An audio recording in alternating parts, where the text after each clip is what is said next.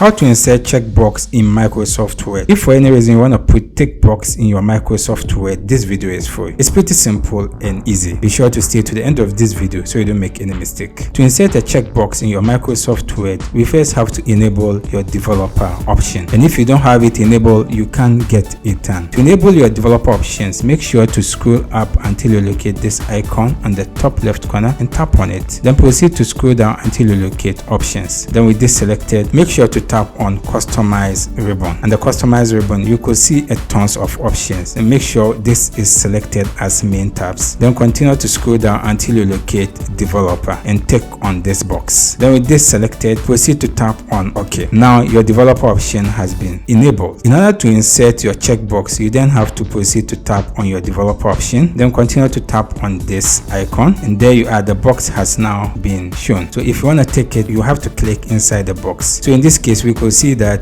the tick has been crossed. In any way, if we want to have it customized, we can then proceed to tap in our properties. A pop-up menu will appear. Continue to select change beside checked symbol. Then with this selected, make sure your font is wingdings. Then after that, you can then proceed to scroll down a bit until you locate your check mark.